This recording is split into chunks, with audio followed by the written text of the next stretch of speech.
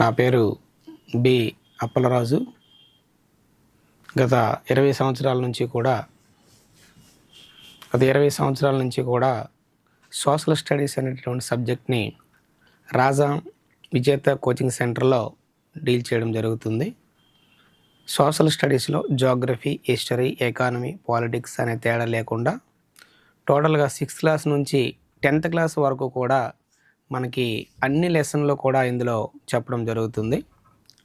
చాలామంది ఈ April 1st వీక్లో డిఎస్సి రాబోతుంది అనేటటువంటి నోటిఫికేషన్ రాబోతుందని ఆలోచనలో ఉన్నారు. కానీ చాలామంది మేము ఆఫ్లైన్ రాలేకపోతున్నాం, ఆన్లైన్ క్లాసులు మాకు కావాలి, ముఖ్యంగా మాకు సోషల్ స్టడీస్ సబ్జెక్ట్లో చాలా అవసరం ఉందని చెప్పడంతో ఈ క్లాసులు అనేటటువంటివి స్టార్ట్ చేస్తున్నాం. ముఖ్యంగా మనకి 6వ తరగతి నుంచి 9వ తరగతి వరకు కూడా కొత్త సిలబస్, అలాగే 10th క్లాస్ టెక్స్ట్ బుక్ అనేటటువంటిది ఓల్డ్ సిలబస్. ఈ విధముగా ఈ 5 క్లాసులు కూడా ఎస్జిటి వాళ్ళకి టోటల్గా 6 to 10th class social studies ఉంటాయి. అలాగే స్కూల్ అసిస్టెంట్ సోషల్ వాళ్ళకి కూడా 6 to 10th క్లాస్ వరకు కూడా ఈ యొక్క అన్ని తరగతుల టెక్స్ట్ బుక్లు కూడా మనం తప్పనిసరిగా చదవాలి. స్కూల్ అసిస్టెంట్ వాళ్ళకి అదనముగా ఇంటర్మీడియట్ కంటెంట్ అనేటటువంటి ఉంటుంది. దాని తాలూకా వీడియోస్ అనేటటువంటివి ఇవి అయిపోయిన తరువాత చేయడం జరుగుతుంది. ముందుగా మొన్నటి వరకు కూడా ఒక 2-3 సార్లు టెట్ పరీక్షలు రాశారు కాబట్టి 8వ తరగతి వరకు కొంత అవగాహన ఉంటుంది. అందుకే ముందుగా మనం 10th క్లాస్లో ఉన్నటువంటి 22 పాఠాలు కూడా చెప్పుకుందాం. తర్వాత అలా 6th, 7th, 8th, 9th కూడా తర్వాత వీడియోస్లో మీకు అప్లోడ్ చేయడం జరుగుతుంది. రాజా విజేత కోచింగ్ సెంటర్ యాప్ అనేటటువంటిది ప్లేస్టోర్లో ఉంటుంది, అది డౌన్లోడ్ చేసుకోండి. అలాగే యూట్యూబ్లో కూడా రాజా విజేత కోచింగ్ సెంటర్ అని కొడితే మన వీడియోస్ కొన్ని ఉంటాయి. కొన్ని వీడియోస్ వినండి, ఫ్రీగా కొన్ని వీడియోస్ వినండి. తర్వాత ఆ యొక్క వీడియోస్ విన్న తర్వాత మీకు నచ్చితే ఈ యొక్క కోర్సులో జాయిన్ అవ్వద్దురు. కానీ ముందుగా కొన్ని వీడియోస్ అనేటటువంటివి మనం చేస్తున్నాం. మన క్లాసులకి వేరే క్లాసులకి ఏమైనా తేడా ఉందా, సబ్జెక్ట్ విషయంలో అందించడంలో కానీ ఏదైనా బాగుందంటే మన వీడియోస్ని మీరు మన కోర్సుని తీసుకోండి. దానికి 100% అది మీ తాలూకా ఇష్టాన్ని బట్టి ఉంటుంది. ముందుగా ఈరోజు 10th క్లాస్ సబ్జెక్ట్లో ఎక్కువ మంది ఈ యొక్క జియోగ్రఫీయో, హిస్టరీ, పాలిటిక్స్ ఏదో ఒకటి చదవడానికి ఇష్టం చూపుతూ ఉంటారు. అలాగే ఎకానమీ కూడా మనకి చాలా అవసరం. అన్ని పాఠాలు చదవాలి. 10th క్లాస్ 22 పాఠాలు ఉంటాయి. 22 పాఠాలు కూడా మనకు అవసరమే. ఏ పాఠము వదలకూడదు. ఏ పాఠంలో ఉన్నటువంటి ఏ అవసరమైనటువంటి ముఖ్యమైనటువంటి పాయింట్ని కూడా మనం విడిచిపెట్టకూడదు. మనకు ఒక అపోహ ఉంటుంది, ఎస్జిటి వాళ్ళం 8th క్లాస్ వరకు చదివితే సరిపోతుంది కదా, లేదు దానికి సంబంధించినటువంటి రిలేటెడ్ ఏమైనా టాపిక్లు ఉంటే కదా 9th, 10th చదవాలి అనే అపోహతో ఉంటాం ఎస్జిటి వాళ్ళు. అది కరెక్ట్ కాదు. ఎందుకంటే 2018, 2018 డిఎస్సిలో మనకి కండక్ట్ చేసినటువంటి 2019 జనవరి నెలలో కండక్ట్ చేసినటువంటి అన్ని పేపర్లలో కూడా పాఠాల వైజ్గానే బిట్లు ఇచ్చారు. సిలబస్తో సంబంధం లేకుండానే మనకి బిట్లు వచ్చాయి. ఎందుకంటే వరల్డ్ హిస్టరీ అనేటటువంటిది మనకి సిలబస్లో ఉండదు. కానీ పాత డిఎస్సి ఎస్జిటి పేపర్లుగా మనం చూసినట్టయితే ప్రతి పాఠం నుంచి కూడా మధ్యలో చాలా ఇంపార్టెంట్ బిట్స్ అన్నీ కూడా ఇవ్వడం జరిగింది. కాబట్టి ఎటువంటి ఉదాసీనత లేకుండా అందరికీ మన రాజా విజేత కోచింగ్ సెంటర్ నుంచి మనం ఇస్తున్న ముఖ్యమైన సలహా ఏంటంటే 6th క్లాస్ నుంచి 10th క్లాస్ వరకు సోషల్ కానీ, సైన్స్ కానీ, తెలుగు కానీ, అలాగే ఇంగ్లీష్ నావలిస్టులు, రైటర్స్, పోయట్స్ కానీ ప్రతి పాఠం మనం చదువుకోవాలి. ఒక మ్యాథ్స్కి మాత్రమే వాడు మనకి డిఎస్ సిలబస్లో మనకి గవర్నమెంట్ వాళ్ళు ఒక మ్యాథమెటిక్స్కి మాత్రమే ఒక 7 టాపిక్స్ ఇచ్చారు. ఆ టాపిక్స్ని మనం 6th to 10th and then 3rd to 10th అవి మనం చదువుకోవాలి. ఓకే, ఈరోజు 10th క్లాస్లో ఎకనామిక్స్కి సంబంధించినటువంటి ఒక 6 టాపిక్స్ ఉన్నాయి. వాటి గురించి మనం మాట్లాడదాం.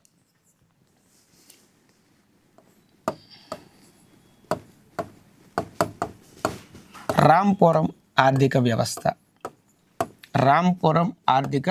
వ్యవస్థ అని ఒక లెసన్ ఉంటుంది మనకి. అలాగే అభివృద్ధి భావనలు అని ఇంకొక లెసన్ ఉంటుంది. అలాగే ఉత్పత్తి ఉపాధి అని ఒక లెసన్ ఉంటుంది. అలాగే ప్రపంచీకరణ ప్రపంచీకరణ. ఇది ఒక ఎకనామిక్స్కి సంబంధించినటువంటి టాపిక్. ఆహార భద్రత. ఆహార భద్రత ఇది కూడా మనకి 10th క్లాస్లో ఉంటుంది. కొత్త 9th క్లాస్ టెక్స్ట్ బుక్లో కూడా ఇవ్వడం జరిగింది. ఇక్కడ టెక్స్ట్ బుక్ ప్రకారం మనం ఈ 6 టాపిక్స్ కంపల్సరీగా మనం ఎకనామిక్స్ సంబంధించి మనకి 6 టాపిక్స్ కూడా ఉంటాయి. ఈ టాపిక్స్ వరకు మాత్రమే మనం మాట్లాడదాం. సమానత, సుస్థిర అభివృద్ధి.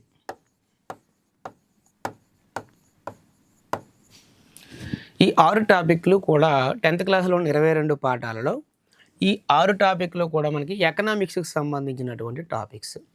1 రాంపురం ఆర్థిక వ్యవస్థ, 2 అభివృద్ధి భావనలు, 3 ఉత్పత్తి ఉపాధి, 4 ప్రపంచీకరణ, 5 ఆహార భద్రత, 6 సమానత సుస్థిర అభివృద్ధి.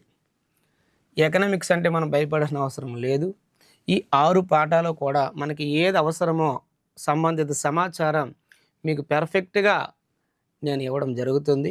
చక్కగా వీడియో చూడండి. ఈ 6 పాఠాలు చూసిన తర్వాత 10th క్లాస్ ఎకనామిక్స్ కూడా ఇంత ఈజీగా ఉంటుందా అని మీకు అనిపిస్తుంది.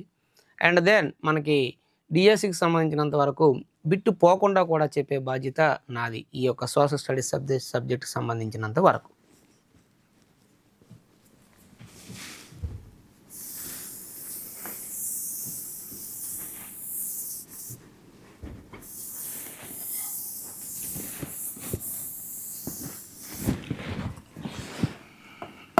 ముందుగా మనం రాంపురం ఆర్థిక వ్యవస్థ అనే లెసన్ గురించి మాట్లాడదాం. రాంపురం ఆర్థిక వ్యవస్థ అంటే ఈ పాఠంలో మనకి రచయిత రాంపురం అనే ఆర్థిక వ్యవస్థ గురించి, ఆ గ్రామంలో ఉన్నటువంటి కొన్ని అంశాల గురించి మనకు తెలియజేస్తూ, అట్ ది సేమ్ టైం భారతదేశ ఆర్థిక వ్యవస్థలో కూడా ఉన్నటువంటి కొన్ని అంశాలని సైమిల్టేనియస్గా ఉన్నటువంటి అంశాలని రిలేటెడ్గా ఉన్నటువంటి అంశాలని ఇక్కడ మనకి తెలియజెప్పడం జరిగింది. చూద్దాం. రాంపురం అనేటటువంటి గ్రామము పశ్చిమ ఉత్తరప్రదేశ్ ప్రాంతంలో ఈ యొక్క గ్రామం అనేటటువంటిది ఉంది. రాంపురం అనే గ్రామాన్ని భారతదేశ ఆర్థిక వ్యవస్థ గురించి తెలియజేయడం కోసం, అంచనా కోసం తీసుకున్నటువంటి గ్రామం ఇది. ఆ యొక్క గ్రామం అనేటటువంటిది ఒక ఊహాత్మకమైనటువంటి గ్రామం. కట్ చేస్తే పశ్చిమ ఉత్తరప్రదేశ్ ప్రాంతంలో ఉంది రాంపురం. సాధారణంగా పశ్చిమ ఉత్తరప్రదేశ్ అంటే భారతదేశంలో ఇలా ఈ ప్రాంతానికి చెందినటువంటిది. ఇది ఈ పశ్చిమ ఉత్తరప్రదేశ్ అంటే ఉత్తరప్రదేశ్ రాష్ట్రంలో పశ్చిమ భాగం. అంటే ఇది ఏ ప్రాంతాల్లో ఉంది? గంగా సింధు మైదాన ప్రాంతంలో ఉంది. ఏంటది? గంగా సింధు మైదాన ప్రాంతం. దీన్నే మనం సింపుల్గా ఉత్తర మైదానాలు అంటాం. ఉత్తర మైదానాలు అంటే రాంపురం అనేటటువంటి గ్రామము పశ్చిమ ఉత్తరప్రదేశ్ ప్రాంతంలో ఉంది. ఏ మైదానాల్లో ఉంది? ఉత్తర మైదానాల్లో ఉంది. ఉత్తర మైదానాలు అంటే మనకు తెలుసు ప్రపంచంలోనే అత్యంత అభివృద్ధి చెందినటువంటి సారవంతమైనటువంటి మైదానాలు. ప్రపంచంలోనే అత్యంత సారవంతమైనటువంటి మైదానాలు ఈ ఉత్తర మైదానాలు. అలాంటి ఉత్తర మైదానాలు ఈ గ్రామం ఉంది. ఏంటా గ్రామం? రాంపురం. ఏంటా గ్రామం? రాంపురం. సాధారణముగా రాంపురంలో ఎక్కువ మంది జీవనాధారమైనటువంటి కార్యకలాపం ఏమిటి? వ్యవసాయం. భారతదేశంలో కూడా ఎక్కువ మందికి జీవనోపాధిని అందించే కార్యకలాపం వ్యవసాయం. అందుకే మనకి ప్రశ్న డిఎస్ఎల్ అడిగేటప్పుడు భారతదేశంలో ముఖ్యమైనటువంటి ఆర్థిక కార్యకలాపం ఏది? వ్యవసాయం. ది సేమ్ డే రాంపురంలో కూడా ప్రజల యొక్క ముఖ్యమైనటువంటి ఆర్థిక కార్యకలాపం ఏమిటి? వ్యవసాయం. వ్యవసాయానికి చెందనటువంటి కార్యకలాపాలని, అవి తయారీ వస్తువులు కావచ్చు, దుకాణాల నిర్వహణ కావచ్చు, రవాణా కావచ్చు, అలా వ్యవసాయానికి సంబంధించినటువంటి ఇతర రంగానికి చెందినటువంటి అంశాలని మనం వ్యవసాయేతర కార్యకలాపాలు అంటాం. వ్యవసాయేతర కార్యకలాపాలు అంటాం. ఉదాహరణకి తయారీ రంగం, లేదా దుకాణాలు, లేదా రవాణా, ఇలా ఈ అంశాలు వ్యవసాయేతర కార్యకలాపాలు అంటాం. భారతదేశంలో ముఖ్యమైన ఆర్థిక కార్యకలాపం వ్యవసాయం. రాంపురంలో ముఖ్యమైన ఆర్థిక కార్యకలాపం వ్యవసాయం. దుకాణాల నిర్వహణ కావచ్చు, తయారీ రంగం కావచ్చు, రవాణా వంటి ఇతర అంశాలను ఏమని పిలుస్తాం? వ్యవసాయేతర ఆర్థిక కార్యకలాపాలు అని పిలుస్తాం. ఏమని పిలుస్తాం? వ్యవసాయేతర ఆర్థిక కార్యకలాపాలు. భారతదేశంలో ముఖ్యమైన ఆర్థిక కార్యకలాపమే, రాంపురంలో కూడా ముఖ్యమైన ఆర్థిక కార్యకలాపం. కట్ చేస్తే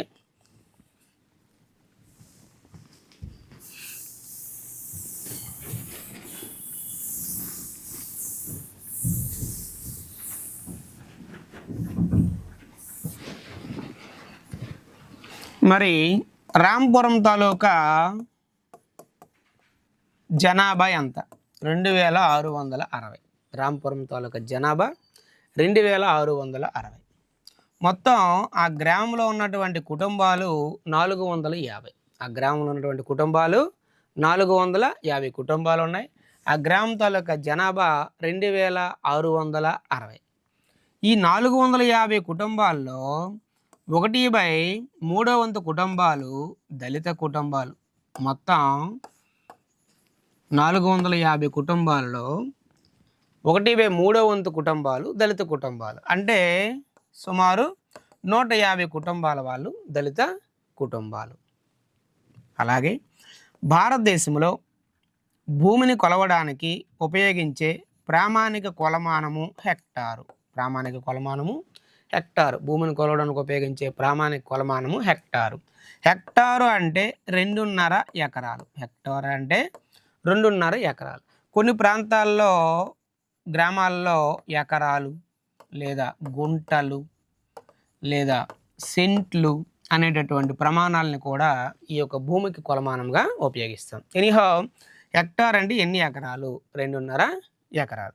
భారతదేశంలో 2 హెక్టార్ల కన్నా తక్కువ సాగు భూమి ఉన్నటువంటి రైతులని చిన్న రైతులు అంటారు. 2 హెక్టార్ల కన్నా తక్కువ సాగు భూమి ఉన్నటువంటి రైతుల్ని చిన్న రైతులు అంటారు. 2 హెక్టార్ల కన్నా ఎక్కువ సాగు భూమి ఉన్నటువంటి రైతుల్ని మధ్య తరహా రైతులు, అలాగే పెద్ద రైతులు అని కూడా పిలుస్తారు. మధ్య తరహా రైతులు లేదా పెద్ద తరహా రైతులు అని కూడా పిలుస్తారనమాట. అలాగే భారతదేశంలో 2 హెక్టార్ల కన్నా తక్కువ భూమి ఉన్నటువంటి రైతుల్ని చిన్న రైతులని, 2 హెక్టార్ల కన్నా ఎక్కువ భూమి ఉన్నటువంటి రైతుల్ని మధ్య లేదా పెద్ద తరహా రైతులని పిలవడం జరుగుతుంది. మరి రామాపురంలో ఈ యొక్క 2 హెక్టార్ల కన్నా తక్కువ భూమి ఉన్నటువంటి కుటుంబాలు ఎన్ని ఉన్నాయి? 240 కుటుంబాలు ఉన్నాయి. ఎన్ని? 240 కుటుంబాలు. అలాగే రామాపురంలో 2 హెక్టార్ల కన్నా ఎక్కువ భూమి ఉన్నటువంటి కుటుంబాలు ఎన్ని ఉన్నాయి? 60 కుటుంబాలు ఉన్నాయి. రామాపురంలో 2 హెక్టార్ల కన్నా తక్కువ భూమి ఉన్నటువంటి చిన్న రైతులు లేదా చిన్న కుటుంబాలు ఎన్ని ఉన్నాయి? 240. 2 హెక్టార్ల కన్నా ఎక్కువ భూమి ఉన్నటువంటి పెద్ద మరియు మధ్యతరహా కుటుంబాల వాళ్ళు ఎన్ని కుటుంబాల వాళ్ళు ఉన్నారు? 60 కుటుంబాలు. అంటే మొత్తం రామాపురంలో భూమి ఉన్నటువంటి కుటుంబాలు ఎన్ని? 300 కుటుంబాలు. మొత్తం కుటుంబాలు ఎన్ని? 450. అంటే రామాపురంలో సుమారు 150 కుటుంబాల వాళ్ళకి భూమి లేదు. రామాపురంలో సుమారు 150 కుటుంబాల వాళ్ళకి భూమి లేదు. మొత్తం భూమి ఉన్నటువంటి కుటుంబాలు 300 కుటుంబాలు. మొత్తం కుటుంబాలు 450. అంటే భూమి లేని కుటుంబాలు ఎన్ని? 150. ఈ 150 కుటుంబాల్లో కూడా మనం చెప్పుకున్నాం దళితులు ఎన్ని కుటుంబాలు ఉన్నాయని చెప్పుకున్నాం? 150. ఈ భూమి లేని కుటుంబాలు ఎక్కువ దళిత కుటుంబాల వాళ్ళే ఉన్నారు. భూమి లేని కుటుంబాలు ఎక్కువగా ఉన్న కుటుంబాల వాళ్ళు దళిత కుటుంబాల వాళ్ళే.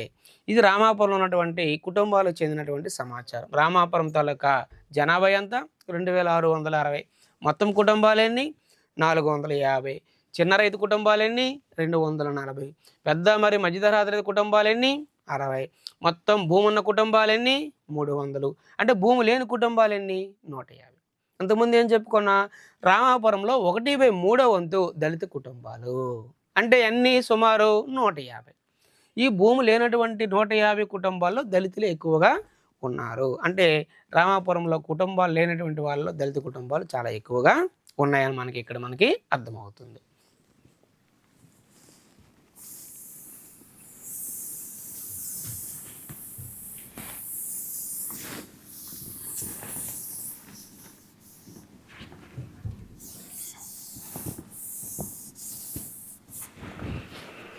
మరి భారతదేశంలో మనం చూసుకున్నట్లయితే భారతదేశంలో చిన్న రైతు కుటుంబాలు సుమారు చిన్న రైతులు 87% మంది ఉన్నారు. భారతదేశంలో చిన్న రైతుల కుటుంబాలు 87% మంది ఉన్నారు. అంటే పెద్ద మరియు మధ్యధరా కుటుంబాల వాళ్ళు ఎంత శాతం ఉన్నారు? 13% ఉన్నారు. ఇది భారతదేశ ఆర్థిక వ్యవస్థని రచయిత రాంపురం ఆర్థిక వ్యవస్థతో పోల్చి చెబుతున్నాడు. రామాపురంలో 60 మధ్య పెద్ద తర కుటుంబాలు అని చెప్పారు. రామాపురంలో 240 చిన్న తరహా కుటుంబాలు ఉన్నాయని చెప్పారు. అంటే భూమిని ఎన్ని హెక్టార్లు కలిగి ఉన్నారనే ఆధారంగా దాన్ని భారతదేశ ఆర్థిక వ్యవస్థతో పోల్చి చెబుతున్నారు రచయిత. భారతదేశ ఆర్థిక వ్యవస్థలో 87% చిన్న కుటుంబాల వాళ్ళు ఉన్నారు, 13% మధ్య మరియు పెద్ద తరహా కుటుంబాల వారు ఉన్నారు. అంటే 87% చిన్న రైతులు, 13% మధ్య మరియు పెద్ద తరహా రైతులు భారతదేశంలో ఉన్నారు. మరి భారతదేశంలో ఈ భూమి పంపిణీ గురించి కూడా రచయిత మనకి ఇక్కడ తెలియజేస్తున్నారు. 87% మంది ఉన్నటువంటి చిన్న రైతుల చేతుల్లో భారతదేశంలో ఉన్నటువంటి మొత్తం సాగు భూమిలో 48% భూమి మాత్రమే ఉంది. 87% చిన్న రైతుల చేతుల్లో భారతదేశం యొక్క మొత్తం సాగు భూమిలో 48% సాగు భూమి మాత్రమే ఉంది. 13% ఉన్నటువంటి మధ్య మరియు పెద్ద రైతుల చేతుల్లో 52% సాగు భూమి ఉంది. అంటే సుమారు 87% ఉన్నటువంటి ఈ యొక్క చిన్న రైతుల చేతుల్లో సగము సాగు భూమి మాత్రమే ఉంది. సగము కన్నా తక్కువ సాగు భూమి 48%. కేవలం 13% మంది మధ్య మరియు పెద్ద రైతుల దగ్గర 52% సాగు భూమి ఉంది. అంటే భారతదేశంలో భూమి పంపిణీలో అసమానతలు ఉన్నాయని మనకి ఈ యొక్క గణాంకాల ఆధారంగా మనకు తెలుస్తుంది. అంటే చిన్న రైతుల చేతుల్లో తక్కువ భూమి ఉంది, పెద్ద రైతుల చేతుల్లో ఎక్కువ భూమి ఉంది. అందుకే భారతదేశంలో ఆర్థిక అసమానతలు ఎక్కువగా ఉన్నాయి అని మనకి పట్టిక ద్వారా కూడా మనకు తెలుస్తుంది. చిన్న రైతుల శాతం ఎంత? 87%. వాళ్ళ చేతిలో ఉన్న మొత్తం సాగు భూమిలో ఉన్న సాగు భూమి ఎంత శాతం? 48%. పెద్ద రైతులు మరియు మధ్యధర రైతులు ఎంత శాతం? 13%. వాళ్ళ చేతిలో ఉన్న సాగు భూమి ఎంత శాతం? 52%. ఈ విధముగా రచయిత రాంపురం ఆర్థిక వ్యవస్థని భారతదేశ ఆర్థిక వ్యవస్థ పోల్చి చెబుతున్నారు. మనం ఇందాక చెప్పుకున్నాం ఏమిటి? వ్యవసాయ కార్యకలాపాలు, వ్యవసాయేతర కార్యకలాపాలు. సాధారణంగా వ్యవసాయం అనేటటువంటిది ఎక్కడ ముఖ్యమైనటువంటి కార్యకలాపం? ఏ ప్రాంతంలో ఉన్నటువంటి ముఖ్యమైనటువంటి కార్యకలాపం? గ్రామీణ ప్రాంతాల్లో ఉన్నటువంటి ముఖ్యమైన కార్యకలాపం. కాబట్టి భారతదేశంలో గ్రామీణ ప్రాంతాలలో వ్యవసాయేతర కార్యకలాపాలలో ఎంత శాతం మంది ఉన్నారు? వ్యవసాయేతర కార్యకలాపాలు వ్యవసాయం చేసేటటువంటి వాళ్ళని వ్యవసాయ కార్యకలాపాలు ఉన్న వాళ్ళు అన్నాం. తయారీ, రవాణా రంగము, చిన్న చిన్న వస్తువులను తయారు చేసే పరిశ్రమల్లో ఉన్నటువంటి వాళ్ళని వ్యవసాయేతర కార్మికులు అంటారు.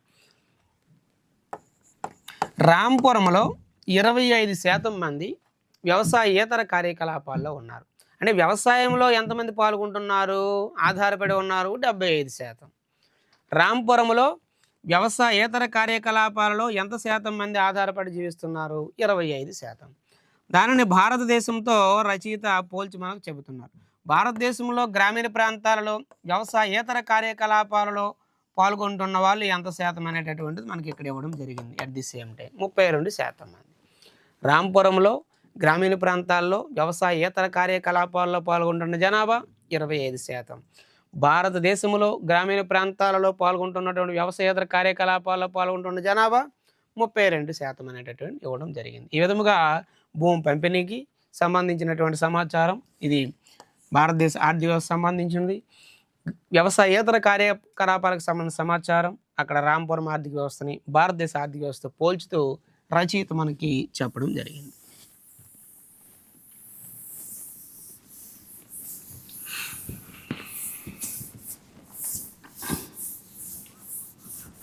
మరి ఏదైనా సరే అది వ్యవసాయ రంగంలో కావచ్చు, వ్యవసాయేతర రంగంలో కావచ్చు, ఉత్పత్తి అనేటటువంటిది ఎలా జరుగుతుంది? ఉత్పత్తి జరగాలి అంటే ఉత్పత్తికి కొన్ని రకాలైనటువంటి వస్తువులు అవసరం అవుతుంది. ఆ వస్తువులని ఉత్పత్తి కారకాలు అని పిలుస్తారు. ఉత్పత్తి చేయడానికి అవసరమైన కారకాలను ఉత్పత్తి కారకాలు అంటాం. మరి ఉత్పత్తి అంటే ఏమిటి? ఉత్పత్తి అంటే ఏమిటంటే వస్తు సేవలకి ప్రయోజనాన్ని కల్పించడమే ఉత్పత్తి. వస్తు సేవలకి ప్రయోజనాన్ని కల్పించడం లేదా ప్రజల అవసరాలను తీర్చేటటువంటి శక్తిని కల్పించడమే ఉత్పత్తి అని పిలుస్తాం. సాధారణంగా మనకి ఉత్పత్తి కారకాలు ఇవ్వడం జరిగింది. ఉత్పత్తి కారకాల్లో ఒకటవది సహజ వనరులు. ఉత్పత్తి కారకాల్లో ఒకటవది సహజ వనరులు. రెండవది శ్రమ. మూడవది పెట్టుబడి. నాలుగవది ఈ పాఠం ప్రకారము జ్ఞానము మరియు వ్యాపార దక్షత. ఒక వస్తు సేవలకు మనం ప్రయోజనాన్ని కల్పించి ఏదైనా రంగంలో ఉత్పత్తిని చేపట్టాలి అంటే మనకి ఇవి తప్పనిసరిగా అవసరం. ఒకటవది సహజ వనరులు, రెండవది శ్రమ, మూడవది పెట్టుబడి, నాలుగవది జ్ఞానము మరియు వ్యాపార దక్షత. సహజ వనరులు అంటే ఏమిటి? చాలా ఇంపార్టెంట్, అడుగుతూ ఉంటారు పబ్లిక్ పరీక్షల్లో. భూమి. సహజ వనరులు అంటే ఏమిటి? భూమి, నీరు, అడవులు, ఖనిజ సంపద. భూమి, నీరు, అడవులు, ఖనిజ సంపద. వీటిని మనం సహజ వనరులు అని చెప్తాం. రెండవది ఏమిటి? శ్రమ. సాధారణముగా శ్రమనే కార్మిక రంగముగా మనం చెప్తాం. శ్రమ చేసే వాళ్ళు ఉన్నటువంటి రంగాన్ని కార్మికులు లేదా కర్షకులు అంటాం. శ్రామికులు రెండు రకాలు. ఒకటి నైపుణ్యం కలిగిన శ్రామికులు, రెండు నైపుణ్యం లేని శ్రామికులు. కొన్ని రంగాల్లో పనిచేయాలంటే కొన్ని రకాలైనటువంటి నైపుణ్యాలు ఉండాలి. కొన్ని రంగాల్లో పనిచేయడానికి, ముఖ్యంగా వ్యవసాయ రంగంలో పనిచేయడానికి ఎక్కువ సాంకేతిక నైపుణ్యం అవసరం లేనటువంటి వ్యక్తులు ఎక్కువగా అవసరం అవుతారు. శ్రామికులు రెండు రకాలు: నైపుణ్యం కలిగిన శ్రామికులు, నైపుణ్యం లేనటువంటి శ్రామికులు. కట్ చేస్తే మూడవది పెట్టుబడి. పెట్టుబడి రెండు రకాలు. ఏదైనా సరే ఒక ఉత్పత్తి కార్యకలాపాలు మనం ప్రారంభించాలంటే ముందుగా ఉండవలసింది సహజ వనరులు, అంటే భూమి, నీరు, అడవుల్లో ఉన్నటువంటి వస్తువులు, ఖనిజ సంపద. వీటిలో కొన్ని అవసరం అవుతాయి. ఆ తర్వాత మనకి ఆ పని చేయడానికి శ్రామికులు అవసరం అవుతారు. మరి శ్రామికులు, ఈ భూమి అవసరమంటే వీళ్ళందరూ కూడా, వీళ్ళని మనం ఉచితంగా ఎవరు పనిచేయరు. అలాగే ఏ సహజ వనరు కూడా ఉచితంగా మనకి ఎక్కడ పెద్దగా దొరకదు. భూమి కావాలంటే ఎంతో కొంత బాటకము చెల్లించాలి, అంటే అద్దెని చెల్లించాలి. పెట్టుబడి రెండు రకాలు. ఒకటవది భౌతిక పెట్టుబడి. రెండవది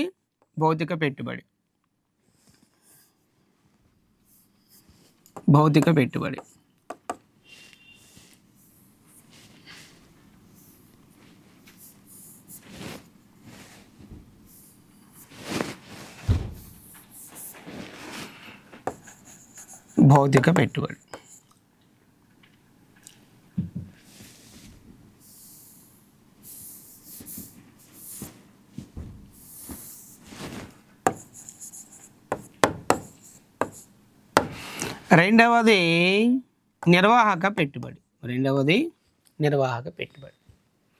భౌతిక పెట్టుబడికి ఇంకొక పేరు స్థిర పెట్టుబడి.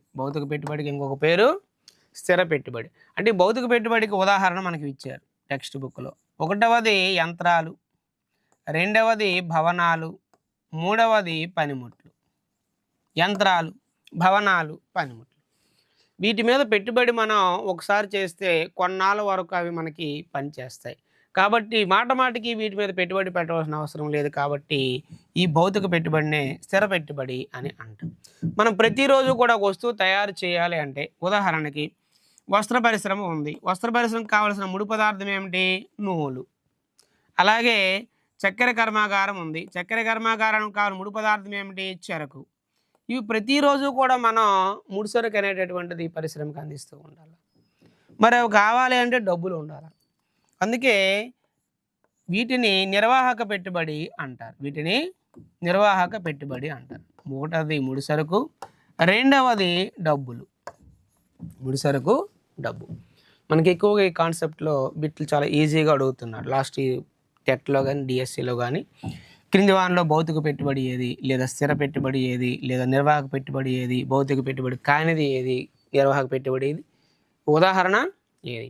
సింపుల్. భౌతిక పెట్టుబడినే స్థిర పెట్టుబడి అంటారు. యంత్రాలు, భవనాలు, పనిముట్లు అనేటటువంటి భౌతిక పెట్టుబడికి ఉదాహరణ. నిర్వహణ పెట్టుబడికి ఉదాహరణ ఏమిటి? ముడిసరుకు, డబ్బు. నిర్వాహక పెట్టుబడికి ఉదాహరణ ఏమిటి? ముడిసరుకు, డబ్బు. సహజ వనరులకు ఉదాహరణ ఏమిటి? భూమి, నీరు, అడవులు, ఖనిజ సంపద. శ్రామికులు ఎన్ని రకాలు? 2 రకాలు. నైపుణ్యం కలిగిన శ్రామికులు, నైపుణ్యం లేని శ్రామికులు. ఒక వస్తువు సేవలను ఉత్పత్తి చేయడానికి అవసరమైనటువంటి కారకాలను ఏమంటాం? ఉత్పత్తి కారకాలు అంటాం. మరి ఈ భూమిని కొనుగోలు చేయడము లేదా ఏర్పాటు చేయడము, ఈ శ్రామికుల సమూహాన్ని ఏర్పాటు చేసుకోవడం, పెట్టుబడిని పెట్టడం, వీటన్నిటికీ కావలసినటువంటిది జ్ఞానము, వ్యాపార దక్షత.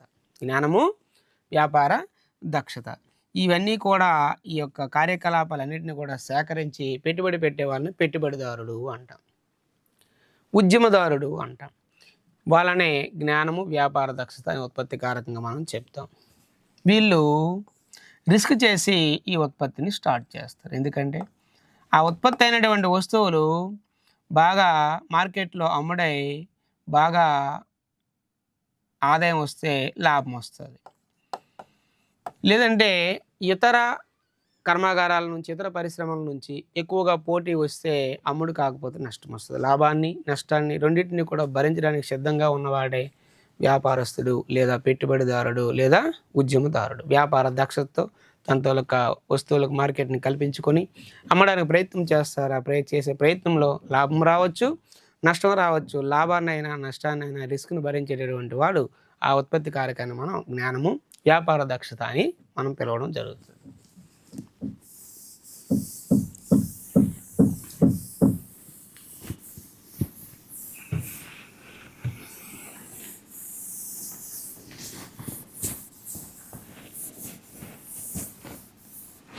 ఇంకా మనకి ఈ లెసన్లో ఉన్నటువంటి సమాచారం ఏమిటంటే, భారతదేశంలో ప్రధానంగా పంట కాలాలు 3. ఒకటవది ఖరీఫ్, రెండవది రబీగా మనం పిలుస్తాం. ఖరీఫ్ పంట కాలాన్ని జూన్ టు సెప్టెంబర్ నెలల మధ్య వస్తుందని చెప్తాం. రబీ పంట కాలం అంటే సాధారణంగా అక్టోబర్ నుంచి డిసెంబర్ మధ్యలో ఉన్నటువంటి పంట కాలం. మనకి రాంపురం గ్రామ ఆర్థిక వ్యవస్థ గురించి చెప్తూ రచయిత ఏమంటున్నారంటే, ఖరీఫ్ కాలంలో ఆ గ్రామంలో సజ్జలు, జొన్నలు పండిస్తున్నారు. అలాగే అక్టోబర్ నుంచి డిసెంబర్ మధ్యలో రామాపురంలో బంగాళాదుంపలు పండిస్తున్నారని చెప్తున్నారు. ఇక ముఖ్యంగా ఈ రామాపురంలో జూన్ టు సెప్టెంబర్ సజ్జలు, జొన్నలు, అక్టోబర్ నుంచి డిసెంబర్ బంగాళాదుంపలు అనేటటువంటివి పండించడం అనేటటువంటిది జరుగుతుంది. మరి శీతాకాలంలో రామాపురంలో పండించేటటువంటి పంట ఏమిటి? గోధుమ. శీతాకాలంలో రామాపురంలో పండించేటటువంటి పంట ఏమిటంటే గోధుమ. మరి రాంపురం ఆర్థిక వ్యవస్థ గురించి ఇస్తూ భారతదేశ ఆర్థిక వ్యవస్థ గురించి కూడా రచయిత చెప్పడం జరుగుతుంది. భారతదేశంలో ఎక్కువ మంది మూడవ పంటగా లేదా రామాపురంలో మూడవ పంటగా ఏ పంట పండిస్తున్నారంటే బంగాళాదుంపలు. ముఖ్యంగా పండించే పంటలు సజ్జలు, జొన్నలు. శీతాకాలంలో గోధుమ. రామాపురంలో పండించే మూడవ పంట ఏమిటి? బంగాళాదుంపలు. అక్కడక్కడ 4-5 రైతులు రాంపురంలో ఇంకొక పంట కూడా పండిస్తున్నారు. ఆ పంట చెరకు పంట ఒక 4-5 రైతులు మాత్రమే ఆ గ్రామంలో పండిస్తున్నారు. కారణం ఏమిటంటే, చెరకు పంట అనేటటువంటిది దీర్ఘకాలిక పంట. ఇది సంవత్సర కాల పంట. సాధారణంగా 3 నెలల నుంచి 4 నెలల మధ్యలో ఒక పంట భారతదేశంలో చేతికి వస్తుంది, మిగతా పంటలు. కానీ చెరకు పంట పండడానికి సంవత్సర కాలం పడుతుంది. కాబట్టి ఆ గ్రామంలో అంతేకాదు నీరు కూడా చాలా ఎక్కువగా ఉండాలి, శ్రామికులు కూడా చాలా ఎక్కువగా ఉండాలి. కాబట్టి చెరకు పంటను కొద్దిమంది మాత్రమే పండిస్తున్నారు. మనకి డిఎస్సిలో బిట్ వస్తుంది. చెరకు అనేటటువంటిది ఎంతకాలంలో పండుతుంది? సుమారు సంవత్సర కాల పంట. చెరకు అనేటటువంటిది ఒక సంవత్సర కాలం పండుతుంది. సాధారణంగా ఒకే భూమిలో ఒకే విస్తీర్ణంలో ఒకే సంవత్సరంలో ఒకటి కన్నా ఎక్కువ పంటలు పండిస్తే ఆ తాలూకా పంటల సాగుని ఏమంటారంటే బహుళ పంటల సాగు అంటారు. ఒకే విస్తీర్ణంలో ఒకే సంవత్సరంలో ఒకటి కన్నా ఎక్కువ పంటలు పండిస్తే దాన్ని బహుళ పంటల సాగు అని పిలుస్తారు. బహుళ పంటల సాగు. ఉదాహరణకి ఖరీఫ్ కాలంలో ఇక్కడ ఏడు పండిస్తున్నారు? సజ్జలు, జొన్నలు. అక్టోబర్ నుంచి డిసెంబర్ ఏడు పండిస్తున్నారు? బంగాళాదుంపలు. శీతాకాలంలో ఏడు పండిస్తున్నారు? గోధుమలు. ఒకే ప్రాంతంలో పండిస్తారు, ఒకే పొలంలో పండిస్తారు, 3 పంటలు పండిస్తారు. కాబట్టి ఒకటి కంటే ఎక్కువ పంటలు ఒకే విస్తీర్ణంలో ఒక సంవత్సరంలో పండిస్తే దాన్ని ఏమని పిలుస్తాం? బహుళ పంటల సాగు అని పిలుస్తాం. ఇక సాగు భూమి గురించి మనం చూసినట్లయితే సాగు భూమి రామాపురంలో 1921 నుంచి రామాపురంలో సాగు భూమి విస్తీర్ణం మరి పెరగలేదు. 1921 నుండి కూడా రామాపురంలో సాగు భూమి విస్తీర్ణం పెరగలేదు. రామాపురంలో ఒక 50 సంవత్సరాల క్రితం భారతదేశానికి స్వాతంత్రం వచ్చినటువంటి మొదట్లో ఇక్కడ పర్షియన్ వీల్ అనేటటువంటి ఒక యంత్రాన్ని ఉపయోగించేవారు. భూగర్భ జలాన్ని తీసుకొని రావడానికి, బయటికి తేవడానికి ఉపయోగించుకోవడానికి పర్షియన్ వీల్ అనేది వాడారు. గత 50 సంవత్సరాల ముందు, ఒక 50 సంవత్సరాల క్రితం ప్రభుత్వమే అక్కడ వాళ్ళకి బోరు బావులు అనేటటువంటిది ఇవ్వడం జరిగింది. ఒక 50 సంవత్సరాల క్రితమే బోరు బావులు తవ్వడం ప్రారంభమైంది.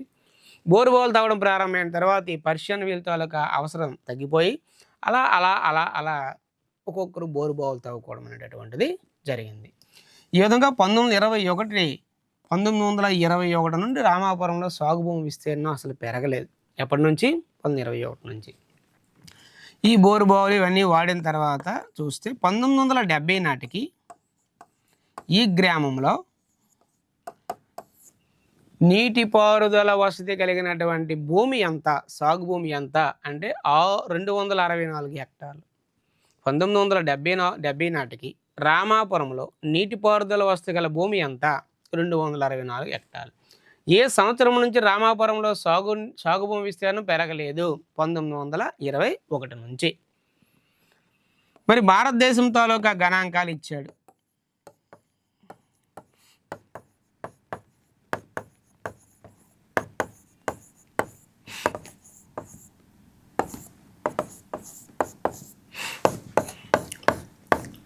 భారతదేశంలో సాగు భూమి గణాంకాలు ఇచ్చాడు మిలియన్ హెక్టార్లలో.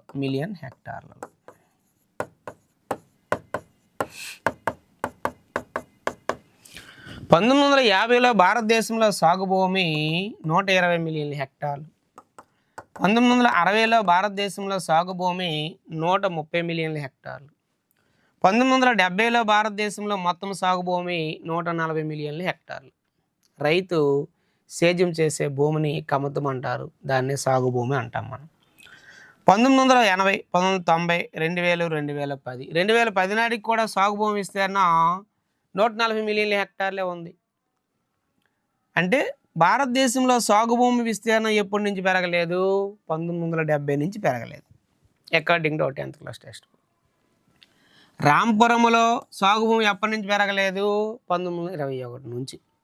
చెప్పాం మనం. రాంపురం అనేటటువంటిది ఏ ప్రాంతంలో ఉంది? పశ్చిమ ఉత్తరప్రదేశ్. ఈ పశ్చిమ ఉత్తరప్రదేశ్ను ఆనుకుని ఉన్నటువంటి రాష్ట్రాలు ఏమిటి? హర్యానా, పంజాబు ఉంటాయి. పంజాబు, హర్యానా ఈ మూడే భారతదేశంలో వ్యవసాయపరంగా అత్యంత సంపన్నమైన రాష్ట్రాలు. భారతదేశంలో వ్యవసాయపరంగా అత్యంత సంపన్నపరమైన రాష్ట్రాలు ఏవి? పంజాబ్, హర్యానా, పశ్చిమ ఉత్తరప్రదేశ్. చాలా ఇంపార్టెంట్ బిట్. భారతదేశంలో వ్యవసాయపరంగా అత్యంత సంపన్న రాష్ట్రాలు ఏవి? పంజాబ్, హర్యానా, పశ్చిమ ఉత్తరప్రదేశ్. తర్వాత పాఠాల్లో మనకు వస్తుంది. హరిత విప్లవంని ఏ ప్రాంతంలో లేదా ఏ రాష్ట్రాల్లో మొదట ప్రారంభించారు? పంజాబ్, హర్యానా, పశ్చిమ ఉత్తరప్రదేశ్. ఇదే టెక్స్ట్ బుక్లో సమానత సుస్థిర అభివృద్ధి అనే పాఠంలో వస్తుంది. భారతదేశంలో భూగర్భ జలాలని ఎక్కువగా వినియోగించుకున్న రాష్ట్రాలు ఏవి? భూగర్భ జలాలు ఎక్కువగా వినియోగించుకున్న రాష్ట్రాలు కూడా అవే పంజాబు, హర్యానా, పశ్చిమ ఉత్తరప్రదేశ్. కాబట్టి ఈ 3 రాష్ట్రాలని మనం ఇక్కడ ఈ పాఠం దృష్ట్యా బాగా మనం గుర్తుంచుకోవాలి. రామాపురంలో సాగు భూమి ఎప్పటి నుంచి పెరగట్లేదు? 1921 నుంచి. భారతదేశంలో సాగు భూమి ఎప్పటి నుంచి పెరగలేదు? 1970 నుంచి. ఇదే మనకి సమానత సుస్థిర అభివృద్ధి అనే పాఠంలో హెక్టార్లని కోట్లలో ఇచ్చాడు. హెక్టార్లని కోట్లలో, మిలియన్లకు బదులుగా. కోటి అంటే 10 మిలియన్లు అండి. కోటి అంటే 10 మిలియన్లు అండి. భారతదేశంలో సాగు భూమి ఎంత అండి? 140 మిలియన్ల హెక్టార్లు. అంటే ఎన్ని కోట్ల హెక్టార్లు? 10 మిలియన్లు ఈజ్ ఈక్వల్ టు 1 కోటి. అంటే 140 మిలియన్లు అంటే 14 హెక్టార్లు. 140 మిలియన్లు అంటే 14 కోట్ల హెక్టార్లు. 14 కోట్ల హెక్టార్లు. 140 మిలియన్లు అన్నా 14 కోట్లు అన్నా ఒకటే, 140 అన్నా 14 అన్నా ఒకటే. కాబట్టి 140 అనేది మిలియన్లు, 140 మిలియన్లు ఈజ్ ఈక్వల్ టు 14 కోట్ల హెక్టార్లు. ఆ లెసన్లో మనకి ఏమి ఇచ్చారంటే 9.2 కోట్ల హెక్టార్లు, 5.1 కోట్ల హెక్టార్లు అని ఇచ్చారు. భారతదేశంలో సాగు భూమి గురించి ఇస్తూ నీటి వసతి లేని భూమి, నీటి వసతి గల భూమి. రామాపురంలో 1970 నాటికి నీటి వసతి గల సాగు భూమి ఎంత? 264 హెక్టార్లు. భారతదేశంలో ఇప్పటికీ కూడా నీటిపారుదల వసతి గల సాగు భూమి ఎంత? 40% కన్నా తక్కువ సాగు భూమికి భారతదేశంలో నీటి వస్తుంది. 40% కన్నా తక్కువ సాగు భూమికి నీటి వస్తు ఉంది. అంటే భారతదేశంలో నీటి వస్తువు ఉన్న సాగు భూమి ఎంత? 40% కన్నా తక్కువ అని మనకి ఇవ్వడం జరిగింది. దాన్నే సమానత సుస్థిరాభివృద్ధి అనే పాఠంలో భారతదేశంలో నీటి వస్తువు ఉన్నటువంటి భూమి 5.1 కోట్ల హెక్టార్లు అని ఇచ్చారు. 5.1 కోట్ల హెక్టార్లు. నీటిపారుదల వసతి లేనటువంటి సాగు భూమి ఎంత? 9.2 కోట్ల హెక్టార్లు ఇచ్చారు. నీటిపారుదల లేదా నీటి వసతి, నీటి సదుపాయము సాగు భూమికి లేనటువంటి సాగు భూమి 9.2 కోట్ల హెక్టార్లు. నీటి వసతి ఉన్నటువంటి భూమి భారతదేశంలో 5.1 కోట్ల హెక్టార్లు. మొత్తం చూడండి, సుమారు ఎన్ని కోట్ల హెక్టార్ ఇచ్చారు? 14 కోట్ల హెక్టార్లు. మొత్తం ఎన్ని కోట్లు? సుమారు 14 కోట్లు. 140 మిలియన్లు అన్నా 14 కోట్లన్నా ఒకటే. అందుకే భారతదేశంలో సాగు భూమి ఎంత? 140 మిలియన్ల హెక్టార్లు లేదా సుమారు 14 కోట్ల హెక్టార్లు. సుమారు 14 కోట్ల హెక్టార్లు. భారతదేశంలో ఎంత శాతం సాగు భూమికి నీటి వసతి ఉంది? 40% కన్నా తక్కువ. భారతదేశంలో మొత్తం సాగు భూమి ఎంత? 1970లో 140 మిలియన్ల హెక్టార్లే, 2010లో కూడా 140 మిలియన్ల హెక్టార్లే. దీన్నే మనం కోట్లలో చెబితే 14 కోట్ల మిలియన్ల హెక్టార్లు. చూడండి, ఇక్కడ 50 సంవత్సరాల క్రితం భూగర్భ జలాలు వాడడానికి రామాపురంలో లేదా రాంపురంలో ఏ వీలు వాడేవారు? పర్షియన్ వీలు వాడేవారు. 50 సంవత్సరాల క్రితం బోరుబావులు తవ్వడం అక్కడ ప్రారంభమైంది. 1921 నుండి సాగుభూమి విస్తీర్ణం పెరగలేదు రామాపురంలో. 1970లో రామాపురంలో నీటిపారుదల వసతి ఉన్నటువంటి భూమి ఎంత? 264 హెక్టార్లు. దీన్ని భారతదేశ ఆర్థిక వ్యవస్థ దగ్గరికి వెళ్ళి పోల్చుతున్నాడు. 1950లో భారతదేశంలో సాగు భూమి 120 మిలియన్ల హెక్టార్లు. 1960లో భారతదేశంలో సాగు భూమి 130 మిలియన్ల హెక్టార్లు. 1970లో భారతదేశంలో సాగు భూమి 140 మిలియన్ల హెక్టార్లు. 1980లో అంతే, 90లో అంతే, 2000లో అంతే, 2010లో అంతే. 140 మిలియన్ల హెక్టార్లని ఇంకొక పాఠంలో ఈ ఎకనామిక్స్లో మరొక పాఠంలో 14 కోట్ల హెక్టార్లుగా చెబుతున్నాడు. భారతదేశంలో ఎంత శాతము సాగు భూమికి నీటి వసతి ఉంది? 40% కన్నా తక్కువ. అంటే ఎన్ని హెక్టార్ల భూమికి? 5.1 కోట్ల హెక్టార్ల భూమికి నీటి వస్తుంది. నీటి వసతి లేని సాగు భూమి భారతదేశం ఎంత? 9.2 కోట్ల హెక్టార్లు. నీటి వసతి లేని సాగు భూమి ఎంత? 9.2 కోట్ల హెక్టార్లు. అంటే భారతదేశంలో ప్రస్తుతం ఉన్నటువంటి సాగు భూమిని కోట్లలో చెప్పమంటే 14 కోట్ల హెక్టార్లు. భారతదేశంలో ఉన్నటువంటి సాగు భూమిని మనం మిలియన్లలో చెప్తే 140 మిలియన్ల హెక్టార్లు. 140 మిలియన్ల హెక్టార్లు. ఇది రాంపురం ఆర్థిక వ్యవస్థ. భారతదేశ ఆర్థిక వ్యవస్థతో పోల్చుతూ మనకి రాంపురం ఆర్థిక వ్యవస్థ గురించి ప్రస్తావించడం జరిగింది.